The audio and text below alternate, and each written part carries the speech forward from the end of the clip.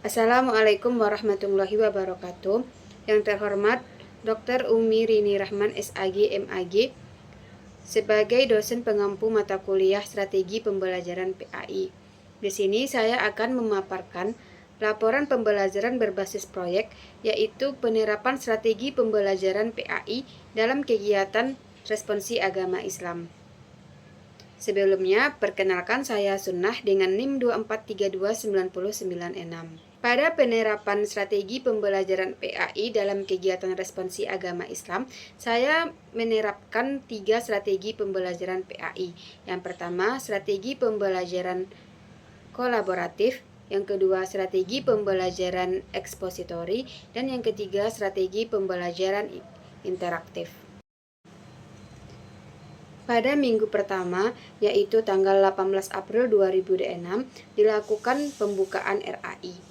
Kegiatan minggu pertama ini diawali dengan acara pembukaan RAI yang diisi dengan pembacaan Al-Quran dan doa bersama dan penyampaian materi mengenai pentingnya akidah sebagai pondasi dalam kehidupan seorang muslim.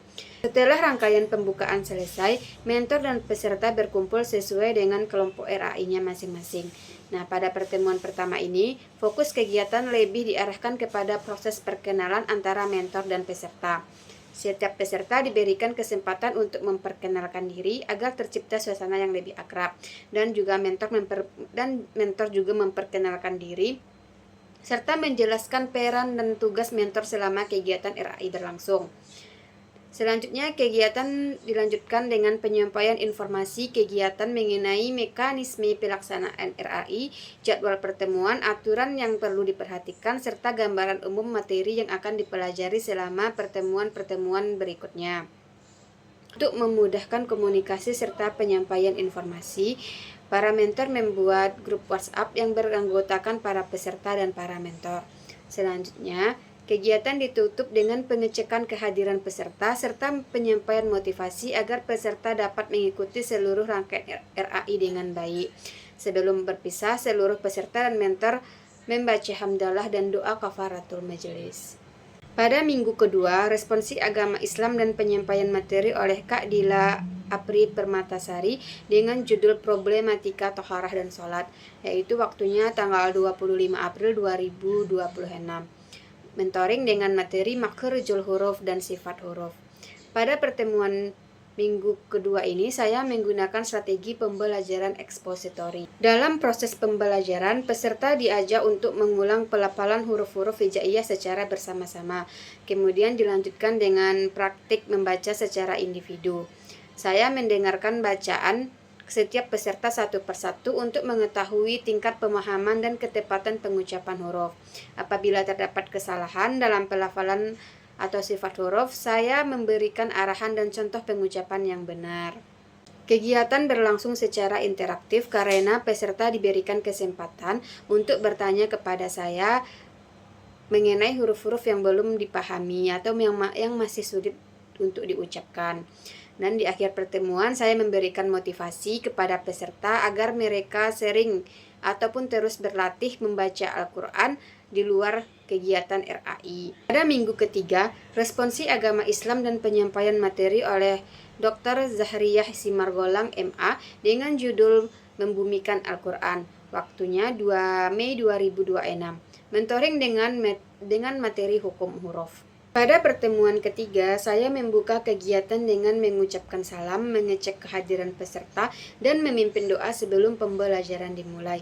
Saya menggunakan strategi pembelajaran interaktif dengan menjelaskan materi tentang hukum huruf, yang meliputi hukum nun mati dan tanwin, hukum mim mati, dan qalqalah sugro dan qalqalah kubro. Setelah menyampaikan materi, saya memberikan kesempatan kepada peserta untuk bertanya mengenai materi yang belum dipahami. Kemudian dilanjutkan dengan sesi tanya jawab untuk mengetahui tingkat pemahaman para peserta. Selanjutnya, saya meminta peserta untuk maju secara bergantian untuk membaca ayat Al-Quran dan menentukan hukum bacaan yang terdapat pada ayat yang dibacanya. Nah, jika terdapat kesalahan dalam penyebutan hukum bacaan, saya akan memberikan arahan dan penjelasan kembali agar peserta lebih memahami materi yang telah dipelajari. Kemudian, kegiatan dilanjutkan dengan penutupan, yaitu membaca hamdalah dan doa kafaratul majelis. Pada minggu keempat, responsi agama Islam dan penyampaian materi oleh Dr. Al-Ikhlas LCMA dengan judul Hukum Islam Kontemporer. Waktu 9 Mei 2026. Mentoring dengan materi mat dan qasar dan mura'atul huruf wal harakah. Pada minggu keempat, kegiatan mentoring dilaksanakan tanpa sesi materi umum karena dosennya berhalangan hadir. Nah, setelah mengucapkan salam, melakukan absensi dan membaca doa bersama seperti biasanya, saya langsung memulai pembelajaran dengan menggunakan strategi ekspositori. Saya menjelaskan berbagai jenis mat beserta ketentuan panjang bacaannya. Kemudian dilanjutkan dengan penjelasan mengenai pentingnya menjaga ketepatan pelafalan huruf dan harokat saat membaca Al-Quran. Nah, untuk memperjelas materi, saya juga memanfaatkan video pembelajaran dari YouTube sebagai media pendukung sehingga peserta dapat melihat contoh penerapannya secara langsung.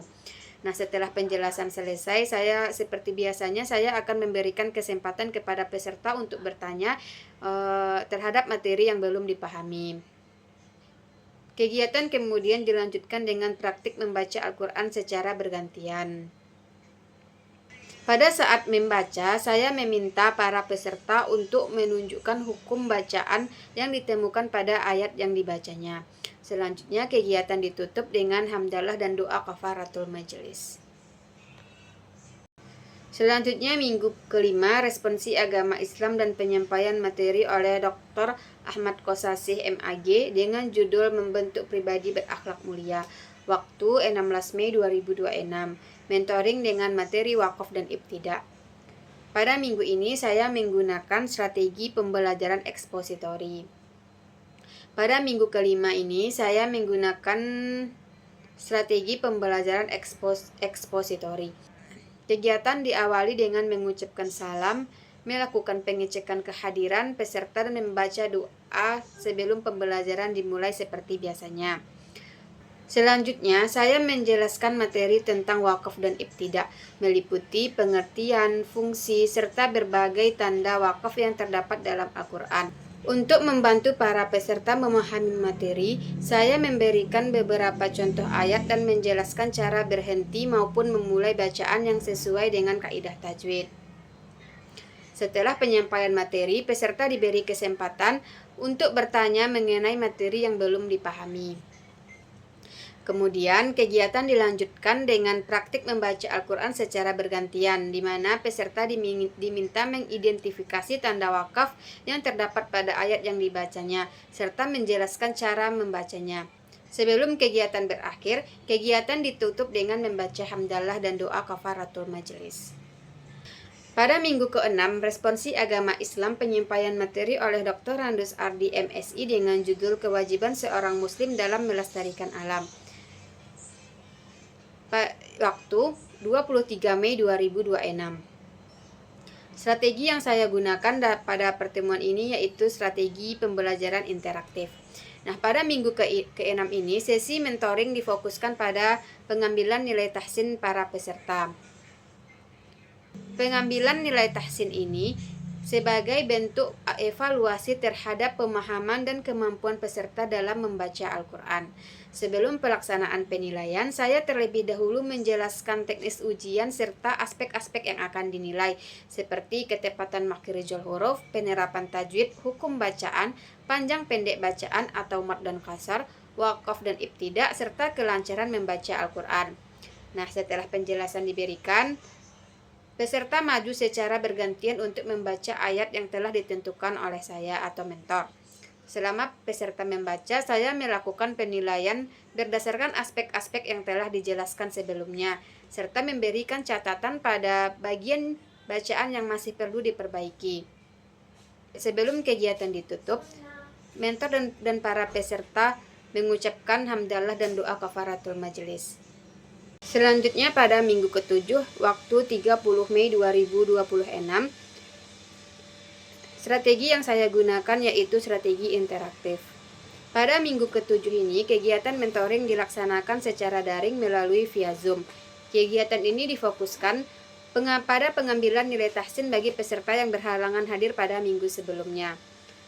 Sebelum pelaksanaan penilaian dimulai, saya terlebih dahulu menjelaskan kembali teknis pelaksanaan ujian serta aspek-aspek yang menjadi indikator penilaian, seperti ketepatan makhirijul huruf, penerapan tajwid, hukum bacaan, panjang pendek bacaan, waqaf dan ibtidak, serta kelancaran dalam membaca Al-Quran. Setelah penjelasan diberikan, peserta mengikuti penilaian secara bergantian dengan membaca ayat Al-Quran yang ditentukan secara acak oleh mentor atau saya sendiri. Selama peserta membaca, saya melakukan penilaian berdasarkan aspek-aspek yang telah dijelaskan sebelumnya, serta memberikan masukan terhadap bacaan yang masih perlu diperbaiki. Kegiatan ini bertujuan untuk memastikan seluruh peserta memperoleh kesempatan mengikuti evaluasi tahsin dan mengetahui tingkat kemampuan membaca Al-Quran yang telah dicapai selama mengikuti kegiatan RAI. Nah, sebelum kegiatan berakhir dilakukan dokumentasi dan penutupan dengan membaca hamdalah serta doa kafaratul majelis bersama-sama. Berdasarkan kegiatan responsi agama Islam atau RAI yang telah dilaksanakan selama 7 pertemuan, dapat disimpulkan bahwa penerapan strategi pembelajaran kolaboratif, ekspositori, dan interaktif mampu mendukung proses pembelajaran PAI dengan baik. Melalui kegiatan mentoring, peserta tidak hanya memperoleh pemahaman tentang materi keislaman dan tajwid, tetapi juga mampu mempraktikkan bacaan Al-Quran sesuai dengan kaidah yang benar. Sekian pemaparan dari laporan proyek akhir strategi pembelajaran PAI. Saya ucapkan terima kasih. Assalamualaikum warahmatullahi wabarakatuh.